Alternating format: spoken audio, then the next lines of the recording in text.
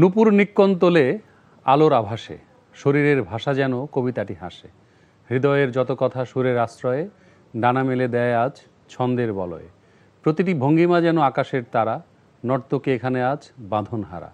ভাবনার ক্যানভাসে রঙের জোয়ার, নৃত্য যে শুধু নয় শিল্পেরই বিস্তার।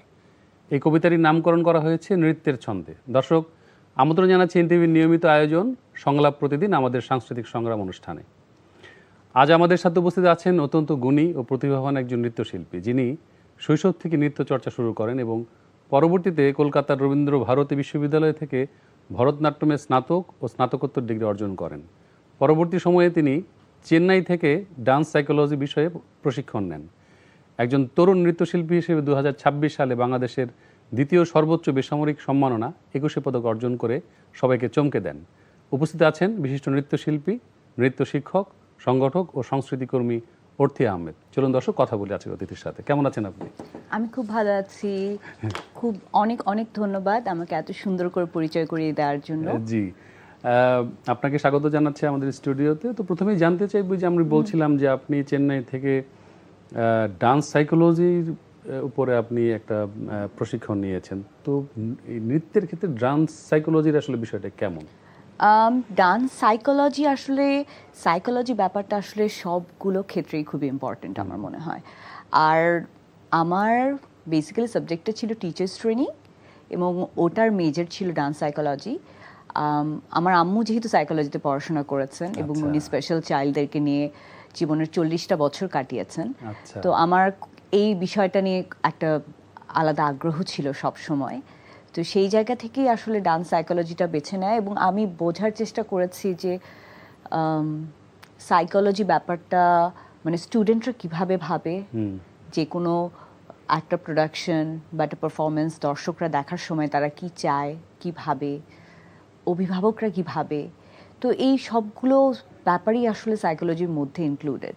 অ্যান্ড কিভাবে নাচ আমাদের বা যে কোনো আর্ট ফর্ম আমাদের মেন্টাল হেলথে একটা বড় ইম্প্যাক্ট ফেলতে পারে, সেটাও একটা বড় একটা পড়াশোনার জায়গা ছিল। তো সেই জায়গা থেকে আসলে আমার আগ্রহটা তৈরি হয়।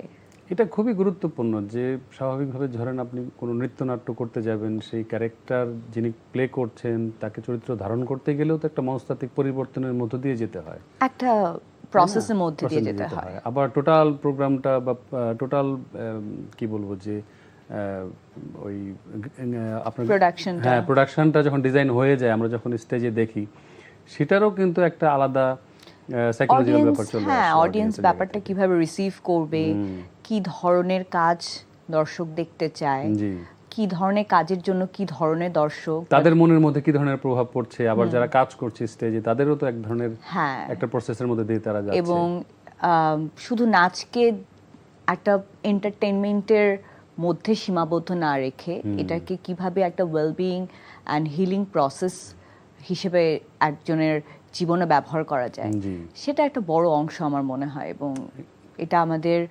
আর্টিস্টদের জন্য খুবই হেল্পফুল।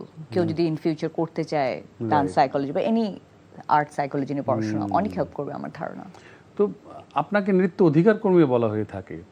শাস্ত্রীয় নৃত্যকে কেবল মঞ্চ নির্ভর শিল্প হিসেবে নয়, বরং সামাজিক সচেতনতা, মানসিক সুস্থতা এবং নারীর ক্ষমতায়নের একটি মাধ্যম হিসেবে প্রতিষ্ঠিত করার জন্য আপনি কাজ করছেন। যারা বলে তাদেরকে ধন্যবাদ। আমি কাজটা করি একদমই আমার নিজের ভালো লাগার জায়গা থেকে। একটু স্বার্থপর শোনাবে, কিন্তু আমার ট্রান্সফরমেশন দেখতে খুব ভালো লাগে। তো একজন শিক্ষার্থী যখন প্রথম ক্লাসে এই কনফিউশনটা নিয়ে আসে যে আমি কি পারবো, আমাকে দিয়ে কি হবে, সেখান থেকে যখন ওই কনফিডেন্সটা বিল্ড হয় এবং তারা যখন মঞ্চে গিয়ে একটা প্রোডাকশনের পার্টে হোক বা একটা নাচে খুব মানে চোখে মুখে আনন্দ নিয়ে একটা আত্মবিশ্বাস নিয়ে তারা নাচটা করে, এই ট্রান্সফরমেশনটা না খুবই অ্যাডিকটিভ। এবং এটা আমি বলবো যে আমি দেখতে দেখতে এই ট্রান্সফরমেশনটা দেখতে দেখতে আমার এক ধরনের অ্যাডিকশন হয়ে গেছে। এখন আমার কাছে একদম ফাঁকা ক্যানভাসে যেমন একজন শিল্পীর কিছু আঁকতে ভালো লাগে, আমার একদম কিচ্ছু পারে না, একদমই কিছু পারে না এরকম শিক্ষার্থীদেরকে আস্তে আস্তে গড়ে তুলতে ভালো লাগে। তো এটা এই জন্য বললাম যে আমার ভালো লাগার জায়গা এটা একটু স্বার্থপর হয়তো। না না, একদমই ঠিক আছে। তো আপনি সেই আপনার মায়ের অনুপ্রেরণায় আপনি নাচে এসেছেন, আপনি বলছেন আপনার মা দীর্ঘদিন ধরে কি বলবো যে স্পেশাল চাইল্ডদের নিয়ে কাজ করেছেন, এই বিষয়টা আমার জানা ছিল না। তো আপনি সেই 3 বছর বয়স থেকে আপনি নাচের সঙ্গে যুক্ত আছেন এবং ছায়ানট থেকে আপনি পরবর্তী ছায়ানটে ভর্তি হন এবং সেখান থেকে রবীন্দ্র ভারতীতে পড়তে যান, সেখান থেকে আবার চেন্নাই গেছেন। তো মাঝখানে আবার আপনি যেন কোথায় আমি সাধনাতেও ছিলাম, সাধনাতে লুবনা ছিলেন। মারিয়ামের সাথে। আমি আচ্ছা। দীর্ঘ 20 বছর হলো সাধনার সাথে সংযুক্ত। সাধনার সাথে যুক্ত। আচ্ছা, তো আবার আপনি বাংলাদেশে ফিরে এসেছেন। এসেই কোভিড হয়ে গেল। হ্যাঁ হ্যাঁ, তো এই যে মানে ছায়ানট থেকে রবীন্দ্র ভারতী হয়ে চেন্নাই হয়ে যে আবার দেশে আসা, এই পুরো জার্নিটা কেমন ছিল ছোট্ট করে যদি জানতে চাই। ছোটবেলায় তো খুব বুঝে যে জার্নিতে পা দিয়েছিলাম এরকম না। তখন আমার মার মনে হয়েছে একজন পরিপূর্ণ মানুষ হিসেবে তৈরি হওয়ার জন্য মানে পড়াশোনার পাশাপাশি শিল্পচর্চা প্রয়োজন। যেহেতু তার পড়াশোনার বিষয়ে সাইকোলজি ছিল, সে হয়তো অনেক তাড়াতাড়ি ব্যাপারটা বুঝতে পেরেছে। তো আমাকেও গান শিখিয়েছে, নাচ শিখিয়েছে, আমার ভাই গিটার শিখেছে। তো আমরা একটা চর্চার মধ্যে ছিলাম এবং আমাদের পরিবারের সবাই খুবই সংস্কৃতিমনা। আমরা ছায়ানটের প্রোগ্রাম হোক বা যে কোনো প্রোগ্রাম হোক আমাদের দেখার একটা অভ্যাস ছিল। তো সেই জায়গা থেকে ছোটবেলায় তো একটু হয়তো বিরক্ত লাগতো যে শুক্রবার শনিবার সবাই ঘুমাচ্ছে, আমি এই ক্লাসে এখনো দৌড়াচ্ছি। বাট একটা সময় দেখলাম যে অন্যান্য বিষয়ের মধ্যে নাচটাকে আমি ভালোবেসে ফেলেছি এবং ভালোবাসাটা তখন এতই গাঢ় হয়ে গেল যে তখন আমি ঠিক করলাম যে না, আমি নাচটাকে প্রফেশন হিসেবে নিব এবং যদি প্রফেশন হিসেবে নেই তাহলে নাচটাকে আরো ভালো করে জানতে হবে। সেই জায়গা থেকেই আসলে নাচটা নিয়ে পড়াশোনা করা। পড়াশোনা করে এসে আপনি তো আপনার একটা ডান্স একাডেমি, আমার একাডেমি, আমি এসে কল্পতরু এবং সাধনার সাথে যুক্ত ছিলাম। কল্পতরুতে বাচ্চাদের শেখাচ্ছিলাম এবং কোভিডের মধ্যে যখন আমার মনে হলো যে মেন্টাল হেলথটা কিভাবে মানুষের এফেক্টেড হচ্ছে, কারণ ওই কোভিডের খুব ডিফিকাল্ট সময়টার মধ্যে কিন্তু আমাদেরকে ভালো রেখেছিল একটা ভালো সিনেমা, একটা ভালো গান, একটা ভালো বই। তো আমরা যতই বলি না কেন যে আসলে এন্টারটেইনমেন্টের ইন্ডাস্ট্রির মানুষের প্রয়োজনীয়তা তখন সবচেয়ে কম ছিল, কিন্তু তখন যদি এতটা খারাপ সময় আমাদের জীবনে কোনো ধরনের এন্টারটেইনমেন্ট না থাকতো, আমরা কিন্তু পাগল হয়ে যেতাম। এবং অনেক শিল্পী, বিশেষ করে আমরা যদি টেলিভিশন চ্যানেলগুলোর কথা বলি, আমরা যেমন দিন রাত কিন্তু অফিস করেছি ওই সময় এবং অনেক কষ্ট করে আমরা সে সময় টেলিভিশনকে সচল রেখেছি। আমরা আমাদের নিয়মিত অনুষ্ঠানগুলো সম্প্রচার করার চেষ্টা করেছি মানুষকে বিনোদিত করার জন্য। আপনারা কাজ করে গেছেন যেন মানুষজন তাদের মানে মানুষজন যেন ভালো থাকতে পারে, তাই না? হ্যাঁ। তো আমরা রবীন্দ্র ভারতীর প্রসঙ্গ ছিলাম, যে রবীন্দ্র ভারতীর প্রসঙ্গে রবীন্দ্রনাথের কথা আসে এবং গতকাল আমাদের সেই বিশ্বকবির 85তম প্রয়াণ দিবস পালিত হয়ে গেল আমাদের।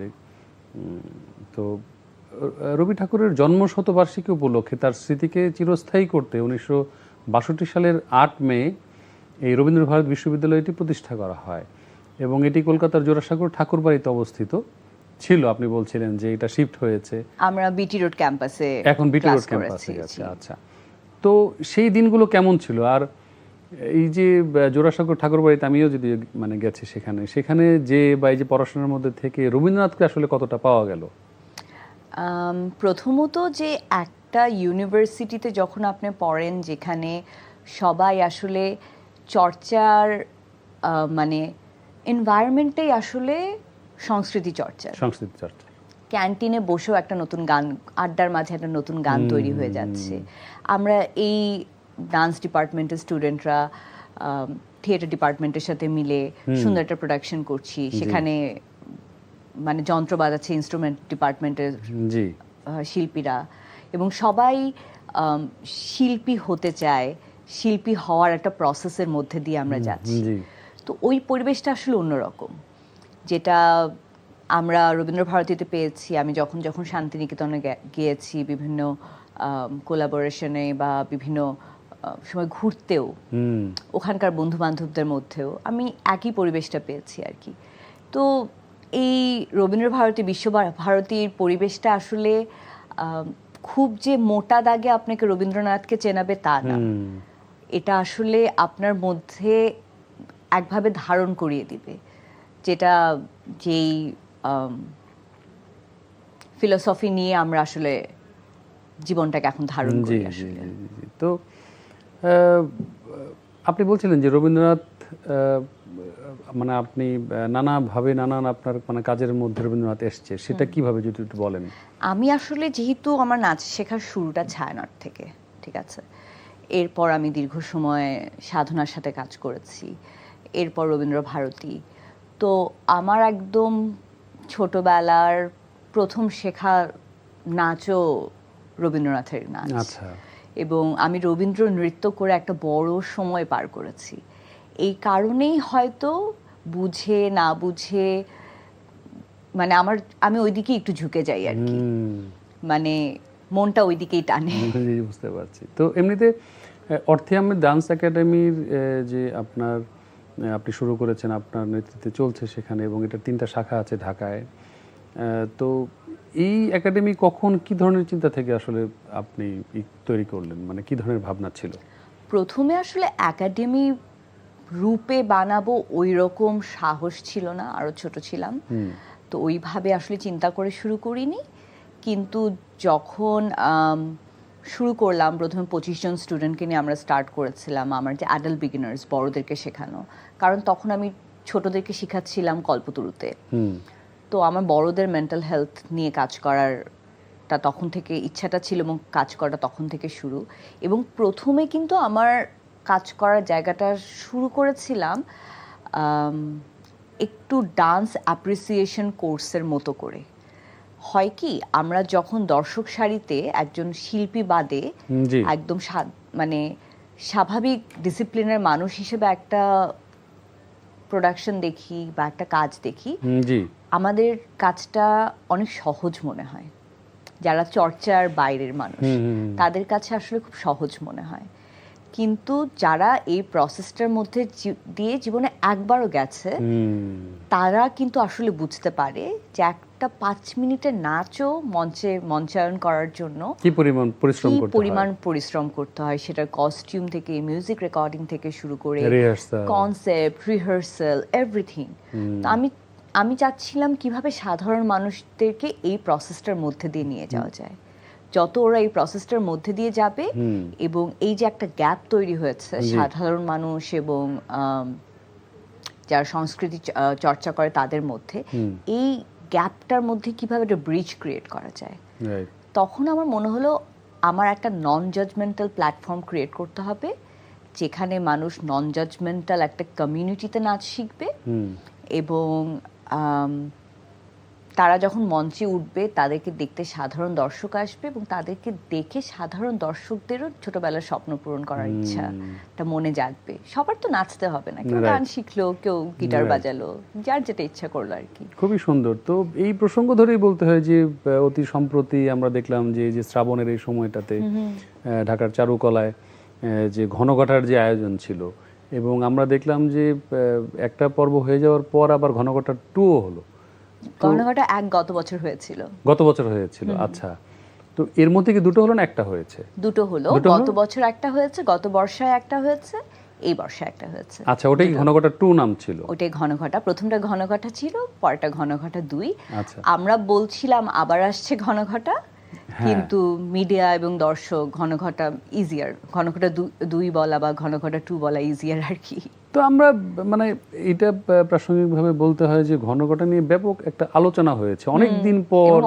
আমরা যদি খুব পজিটিভ জায়গা থেকে যদি মানে বিষয়টাকে দেখি, অবশ্যই দেখতে চাই যে অনেক দিন পর মনে হলো যে ঢাকা শহরে বা আমাদের শহরে একটা নতুন কিছু হচ্ছে, যেখানে বেশ কিছু মানুষ গ্যাদারিং করছেন, এবং এটা নিয়ে খুব আগ্রহ দেখা যাচ্ছে মানুষের মধ্যে, এবং মানে দেখে আসার পরও মানুষের মধ্যে সেগুলোর বিভিন্ন ক্লিপ বা সেই ডান্সের ইগুলো আপনার ভাইরাল হয়েছে, সেগুলো নিয়ে আলোচনা হয়েছে, অনেকে অ্যাপ্রিসিয়েট করেছে। কিন্তু বিপরীতে কিছু মানুষ, আমরা অনলাইন প্ল্যাটফর্মের কথাই যদি বলি, সেখানে দেখেছি যে কিছু মানুষ এটাকে ঠিক নানানভাবে বিতর্কিত করার একটা চেষ্টা করেছে, সেটা কি আপনার কানে এসেছে, বা কি ধরনের ওটা আসলে ভাবনা বা কেন হয়েছে এটা?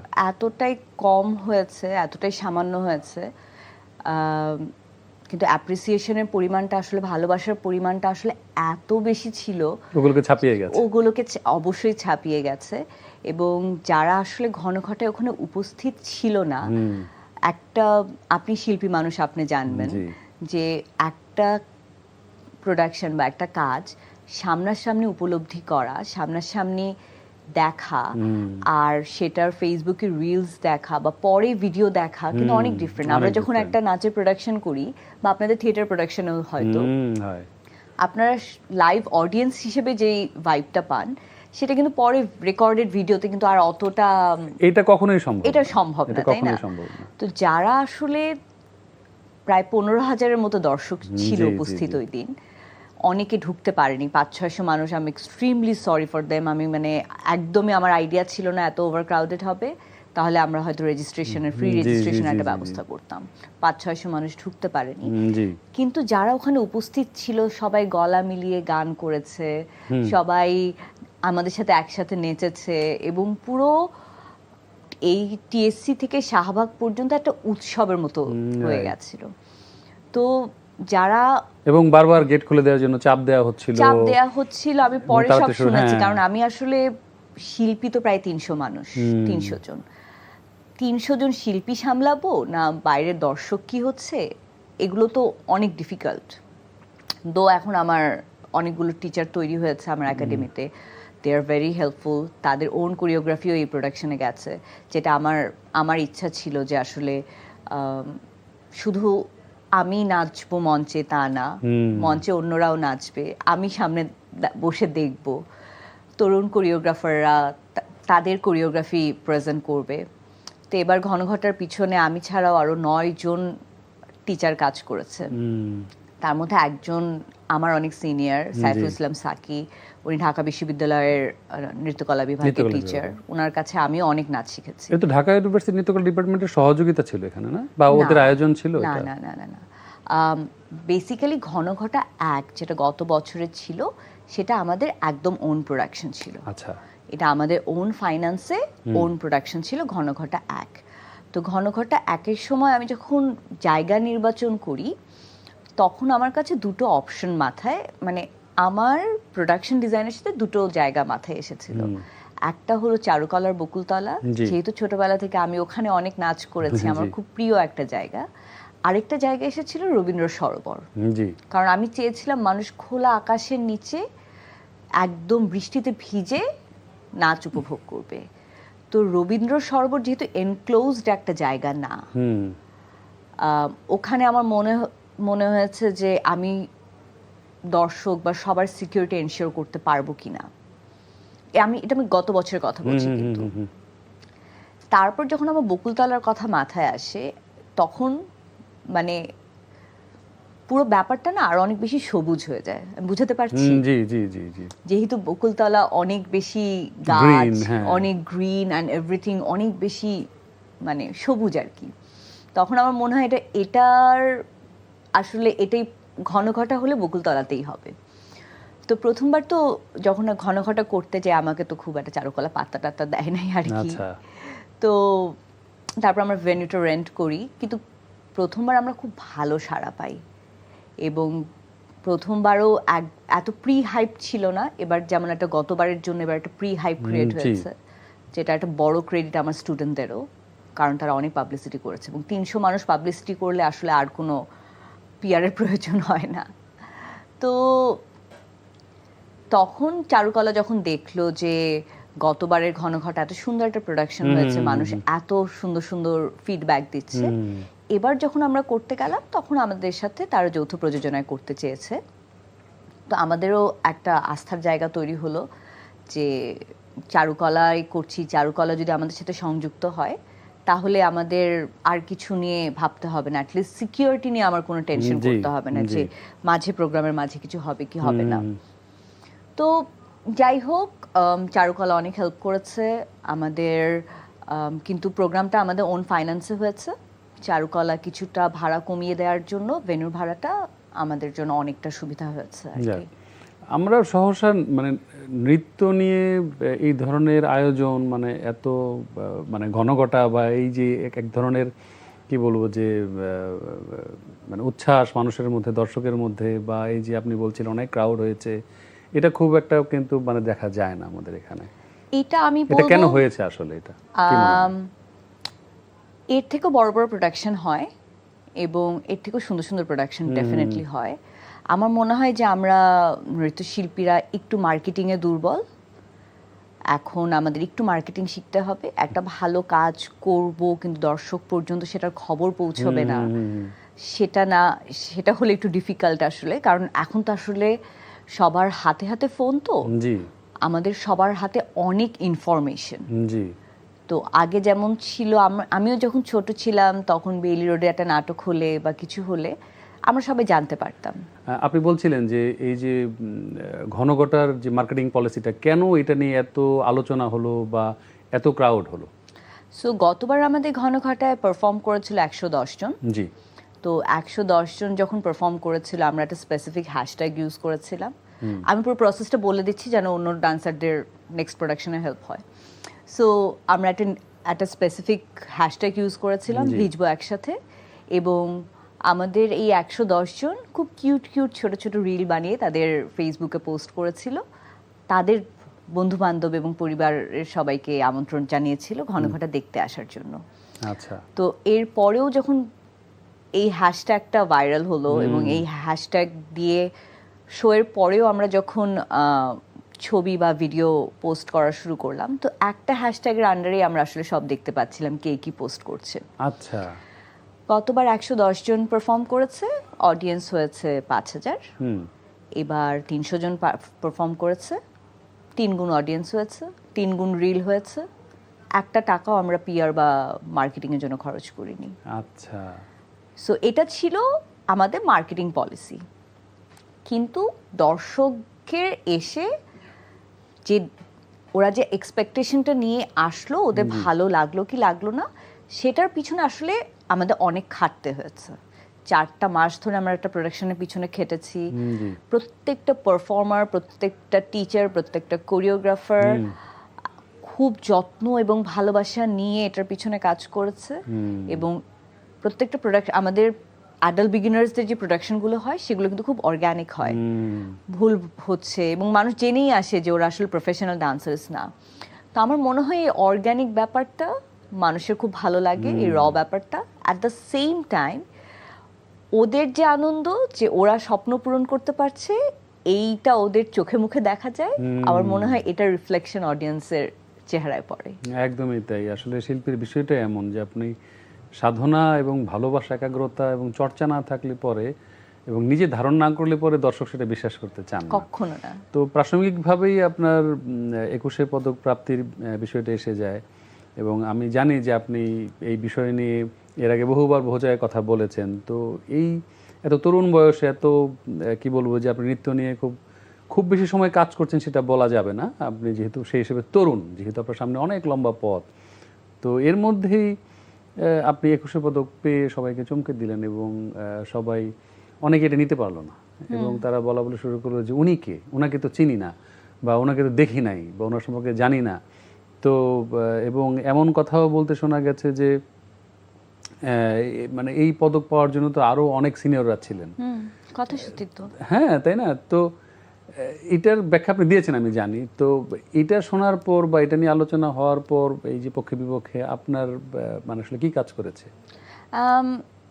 সমালোচনা প্রথমত পদক দেওয়ার ডিসিশন বা নেয়ার ডিসিশন আমার হাতে ছিল না। সো এই প্রশ্ন যারা দিয়েছেন তাদেরকে করা বেটার হবে।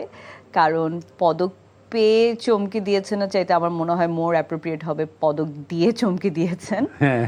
তো আই এগ্রি, কারণ বাংলাদেশে আসলে শিল্প চর্চা করাটা তো অনেক ডিফিকাল্ট। তো সেখানে আসলে যারা অনেক বছর ধরে একদম একাগ্রতার সাথে এইখানে কাজ করে যাচ্ছে তাদের এক্সপেকটেশন থাকবে, খুবই স্বাভাবিক। আমার অনেক বছর এক্সপেকটেশন যে আমার গুরু পাবে। তো সমালোচনার জায়গাটা থাকা খুবই স্বাভাবিক। কিন্তু আমি চেষ্টা করে যাচ্ছি ভালো কাজ করে যাওয়ার এবং ভালো কাজ করে মানুষের মন জয় করার। অলরেডি মনে করেন যে প্রচুর মানুষ তারা যারা তখন সমালোচনা করেছিল এখন তারা আমাকে অ্যাপ্রিসিয়েট করে, তারা আমাকে ইনবক্সে কংগ্রাচুলেট করে। ঘনঘটা প্রোডাকশন হওয়ার পরে, ঘনঘটার আগে কিন্তু আমাদের আরো 9টা প্রোডাকশন ছিল, ঘনঘটা আমাদের দশম প্রোডাকশন। অনেকেই অ্যাডাল্ট বিগিনার্স তো আমি শুরু করেছিলাম, এখন অলমোস্ট প্রত্যেকটা নৃত্যশিল্পী অ্যাডাল্ট বিগিনার্স শুরু করেছে। সেটা ডিরেক্টলি হোক ইনডিরেক্টলি হোক আমার ইনিশিয়েটিভকেই তো অ্যাপ্রিসিয়েট করা, তাই না?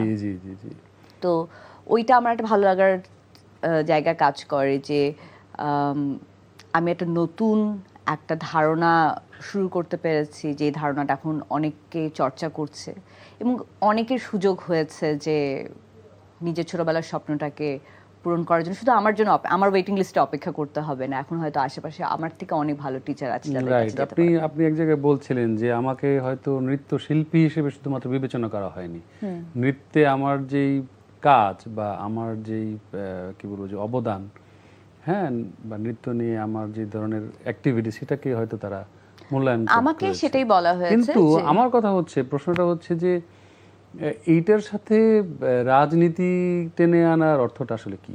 এটা আমিও আসলে ঠিক বুঝতে পারি না। আপনি তো ধরেন বিগত সরকারের আমলে অনেক প্রোডাকশন করেছেন, তখন এটা 9টা নিয়ে কথা প্রোডাকশনই হয়নি বিগত কেন? সরকারের আমলে ছিল, তাই না? তো ওই সময় কথা হতো না, এই সময় এসে তাহলে কথাটা হচ্ছে কেন? আমি আসলে বুঝতে পারি না। আসলে এই জায়গাটা, একটু ধারণাটা আমাদের সাধারণ দর্শকদের বা আপনাকে না চেনার বা না জানার দায়টা বা ব্যর্থতাটা কার?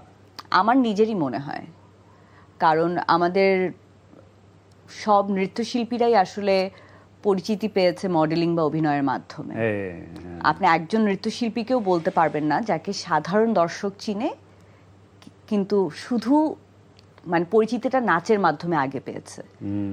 তাদের পরিচিতিটা কিন্তু আমি মানে ইয়াং এইজে পরিচিতি পাওয়ার কথা বলছি, তাদের পরিচিতিটা আসে কিন্তু অভিনয় বা মডেলিং এর পর থেকে, অথবা পরিচিতিটা আসে তখন অনেক বয়স হয়ে যাওয়ার পরে। আমি কখনো মডেলিং বা অভিনয় করিনি বা ওই দিকে আমি ফোকাস করিনি। আপনি ছোট থেকে নাচের সাথেই ছিলেন, এখনো আছেন। হ্যাঁ, তো তাহলে দায়ভারটা আমার। সাধারণ মানুষ আমাকে চিনে না, দায়ভার আমার। আমার হয়তো 15-16 বছর বয়স থেকে মডেলিং বা অভিনয় করা উচিত ছিল। শিল্পীদের ক্ষেত্রে সেটা খুব জরুরি। আমাদের মঞ্চে লক্ষ লক্ষ কর্মী কাজ করছে, ওই ধারণাই তাদের কজনকে দর্শক চেনে? ওই ধারণাই হয়তো আমি ভাঙলাম, যে না, কেউ হয়তো নৃত্যশিল্পী হিসেবে পরিচিতি পাওয়ার জন্য আর কিছু করার দরকার নেই। তো ওইটা একটা। আর রাজনৈতিক ট্যাগিং এর ব্যাপারে এত ধরনের ট্যাগিং আমাকে করা হচ্ছে, এটা কি নারী বলে না সেটা আমি ঠিক জানি না। কারণ রয়ের এজেন্ট, গুপ্ত জামাত, লালবদর, শাহবাগী, বিএনপি, গুপ্ত আওয়ামী লীগ, এমন কোনো ট্যাগ নাই যে আমাকে দেয়া হচ্ছে না। সো আমি নিজেই এখন কনফিউজড। তো আমার কথা হলো যে আমি কি একজন সাধারণ নাগরিক হিসেবে আমার শিল্প চর্চার অধিকার নেই? আপনি যদি কোনো দল না করেন তাহলে আপনি কি সংস্কৃতি চর্চা করতে পারবেন না? শিল্পী তো সবার। আমি আগের সরকারের সময় প্রচুর কাজ করেছি, বিদেশ সফর, সরকারি সফর করেছি, ছোটবেলা থেকে করে আসছি। আমি ফার্স্ট সরকারি সফরে গেছি যখন আমি ক্লাস 5 না 6 এ পড়ি। তখন কার গভর্নমেন্ট ছিল? I don't even remember. But কি প্রয়োজন আছে আসলে? হ্যাঁ, তো মানে এখনকার সরকার আমাকে কাজ করতে বললে সরকারি কাজ হিসেবে আমি অবশ্যই করব। এরপর যদি একদম কখনো ক্ষমতায় ছিল না বা রাজনৈতিক দল হিসেবেই কারো পরিচয় নেই, একদম মনে করেন আমি আপনি এরকম সাধারণ মানুষ একটা নতুন দল গঠন করলো, সে যদি আমাকে একটা শো করতে বলে তা আমি করব না। এটা তো সরকারি শো, এটা তো কোনো দলীয় শো না। তো এই শিল্পীদেরকে ট্যাগিং দিয়ে আসলে ছোট করা বা তাদের অ্যাকচুয়াল ওয়ার্কের ভ্যালুটাকে ওভারশ্যাডো করার চেষ্টা করাটা, এটা আসলে খুবই স্যাড আর কি। রাইট, খুবই স্যাড এবং নিম্ন মানসিকতা। আসলে এগুলো শিল্পীদের সাথে যায় না, এগুলো কোনোভাবে। তো মানে নাচ আপনার কাছে কি শিল্প সাধনা নাকি জীবনধারা? আমার কাছে মনে হয় জীবনধারা। তো এই যে শিল্প আর সমাজের এই সম্পর্ককে আপনি কিভাবে দেখেন? শিল্প আর সমাজের সম্পর্কটা এমন, আপনি যদি শিল্প চর্চা না করেন তাহলে আপনি এক ধরনের মানুষ হবেন, আপনি যদি শিল্প চর্চা করেন আপনি আরেক ধরনের মানুষ হবেন, ঠিক আছে? শিল্প চর্চা ছোটবেলা থেকে আপনার নট নেসেসারিলি আপনার গান শিখলে বা নাচ শিখলে বা যে কোনো শিল্প চর্চা ছোটবেলা থেকে করলে শিল্পীই হতে হবে। আপনি অন্য কোনো প্রফেশনেও যেতে পারেন, উইচ ইজ অ্যাবসলিউটলি ফাইন, কিন্তু এটা আপনাকে মানুষ হিসেবে ডিফারেন্ট ভাবে ভাবতে শেখায়। তো ওই আলাদাভাবে আসলে আমাদের ভাবতে শেখাটা খুব জরুরি। আচ্ছা আচ্ছা, তো আমি একেবারে শেষ প্রশ্নে আসতে চাই যে আপনার জীবনের গল্প যে একেবারে এত অল্প বয়স এত অর্জন আপনার, তো এই জীবনের গল্প যদি নৃত্যনাট্যে রূপ দেওয়া হয় তার নাম কি হবে? এটা আমি আসলে কখনো ভাবিনি। আমি আসলে নিজেকে নিয়ে একটু কম ভাবি। আমি আমার স্টুডেন্ট বা অন্যদেরকে নিয়ে একটু বেশি ভাবি। জি। তো আমার জীবন নিয়ে মনে হয় না কখনো নৃত্যনাট্য হবে, বাট আমার স্টুডেন্টদের এই যে জীবনটা পরিবর্তন হচ্ছে বা ওদের যে জীবনে নতুন করে একটা জিনিস শেখার কনফিডেন্স বা মানুষের সামনে দাঁড়ানোর কনফিডেন্স, সেটা 60 ঊর্ধ্ব বয়সে এসেও নাচ শেখার একটা কনফিডেন্স, দর্শকদের হাততালি পাওয়ার কনফিডেন্স, এটা নিয়ে হয়তো যদি কখনো কোনো নৃত্যনাট্য কেউ করে আমি খুব খুশি হব। হ্যাঁ নিশ্চয়ই, আপনাকে অসংখ্য ধন্যবাদ যে আজকে আপনি সময় দিয়েছেন এবং আপনার জন্য এবং অর্থী আহমেদ ডান্স একাডেমি তার জন্য শুভকামনা জানাচ্ছি। এবং নিশ্চয়ই আপনার উত্তরসূরিদের মধ্যে কেউ না কেউ একদিন চাইবেন যে অর্থী আহমেদকে নিয়ে একটি নৃত্যনাট্য বা এর চেয়েতেও বড় কোনো কাজ, হয়তো ফিল্মও হতে পারে। হ্যাঁ, সেই প্রত্যাশা এবং শুভকামনা আপনার জন্য থাকলো। আপনি ভালো থাকবেন এবং কৃতজ্ঞতা জানাচ্ছি আপনাকে। অনেক দোয়া করবেন আমি যেন আরো অনেক ভালো কাজ করতে পারি আর সবার মন জয় করতে পারি। জি, ধন্যবাদ। দর্শক, আপনারা দেখছিলেন সংলাপ প্রতিদিন, আমাদের সাংস্কৃতিক সংগ্রাম অনুষ্ঠানটি। এতক্ষণ সঙ্গে থাকার জন্য ধন্যবাদ জানাচ্ছি। পরবর্তী অনুষ্ঠান দেখার আমন্ত্রণ জানিয়ে আজকের মতো এখানে বিদায় নিচ্ছি। ভালো থাকবেন সবাই।